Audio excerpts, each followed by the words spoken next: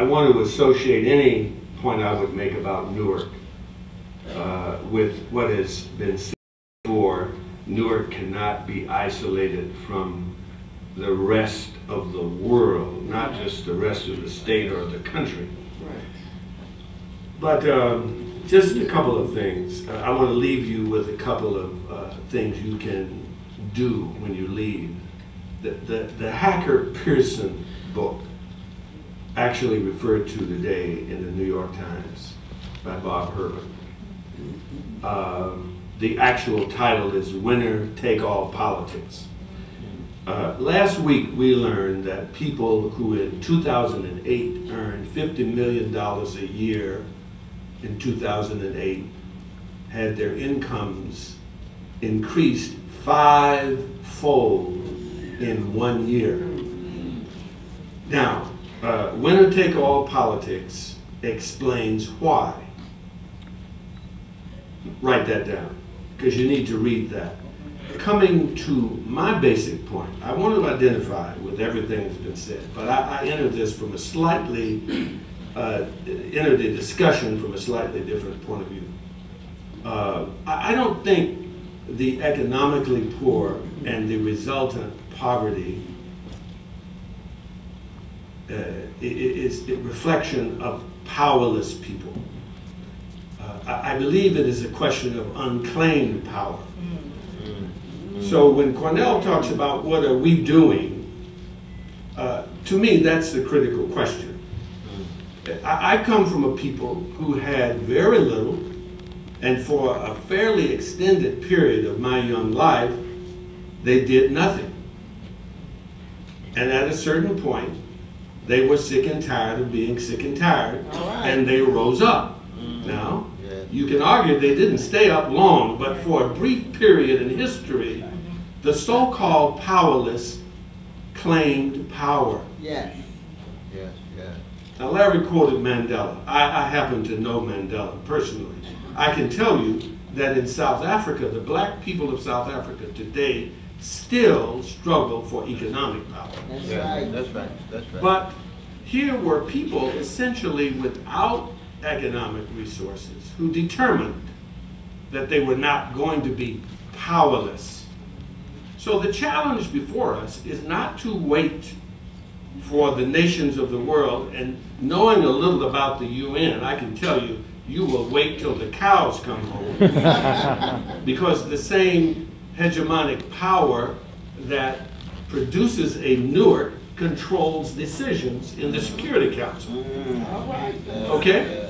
So it is right. We have established through the Universal Declaration of Human Rights and have expanded upon those rights issues of poverty, the rights of women, etc., etc. But the key to economics and human rights, and by the way, that equation I think is still up there, for me it would be the opposite. Ponder that for a minute. You know, I believe that African people came to Newark because they heard there was work up here.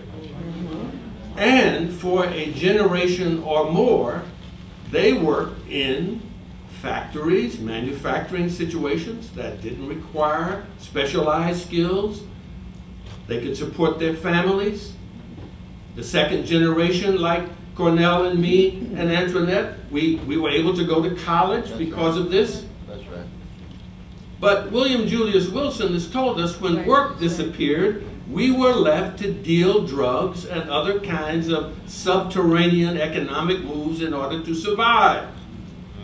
There is nothing wrong with Newark that cannot be addressed by the marginalized claiming power. You with that? Oh, yeah.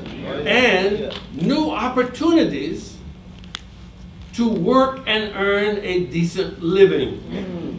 Newark was built on manufacturing, from breweries to God knows foundries.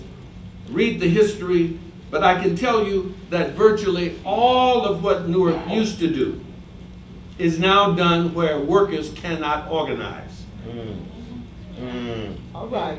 In fact, we supported repressive regimes in other parts of the world, the Philippines, South Korea. Cornel, you remember in the 70s we were demanding human rights in Korea, Larry.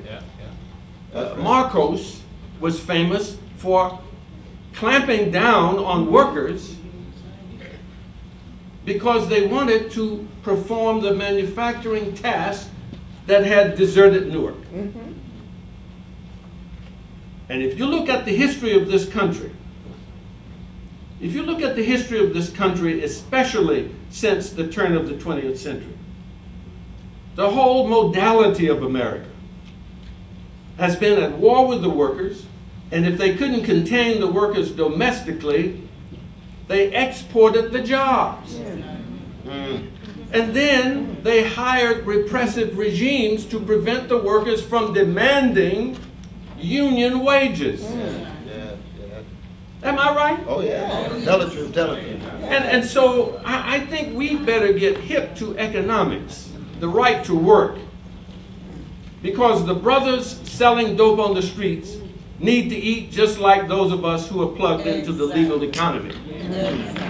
And I don't like drugs any more than anybody else, but I know that the human being will either beg, borrow, or steal in order to eat. So I think the human rights issue is in Newark amply defined in Larry's first statement. You know Newark.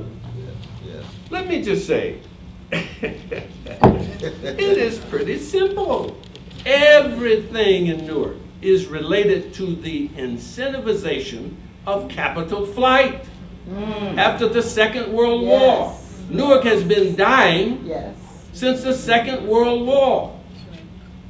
The evident death of Newark hit us in the face in '67. But the decline of Newark's wage-earning working class began after the Second War, and it impacted the white ethnics first, and then the black migrants from the eastern seaboard in the main. So to have a proper analysis of this, because the Tea Party, Professor West can wow us with insights on this until the cows come home. I hope you listen. The Tea Party is sponsored by Wall Street. Hello? And look, if you have a pension plan, and if you have a 401k, you know, you are part of the problem. Not to say you don't need the income, but you need to start analyzing what feeds this monster. Individually, these are not bad people, but everybody wants to get paid. Don't you understand? So even when we approach our city administration, let's take that. Sister Mildred is here. The mayor's not here, right? No.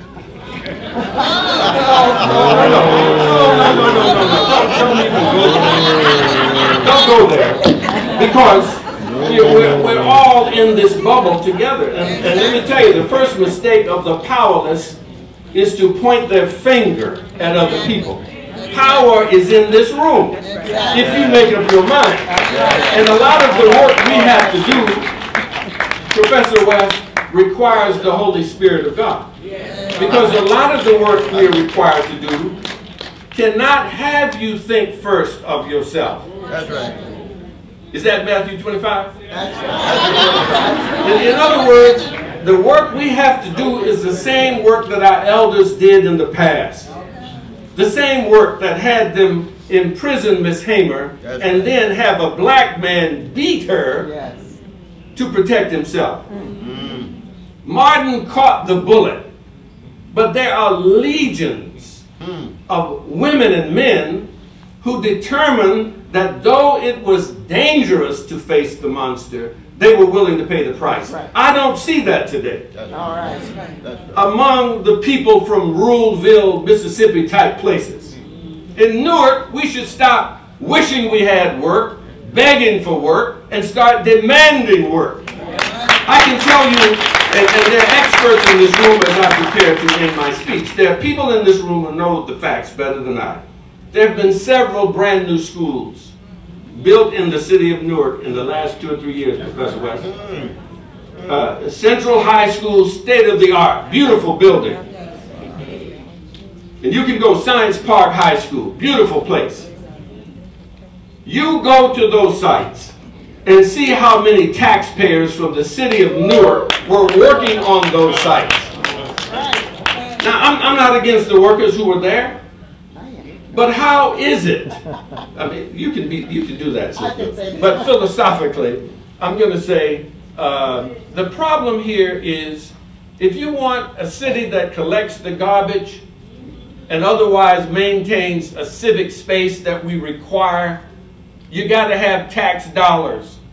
And where do tax dollars come from? People who work. And why is it that black and brown men and women cannot work on the sites? Adam Powell had a word for this. Come on. My man. No, he said, don't shop where you can't work. And so what I'm saying is we have so many opportunities around the city. There's a fire station in the South Ward. There's so many different things going on here that we drive by and watch casually. When in fact, the powerless must claim their power. Don't wait on the UN. Don't wait on the U.S. government. After the Second World War, federal policy was adopted, signed into law by the president that sent capital to the suburbs. And then discriminated against the people who could or could not move there. That's when it started. God bless you.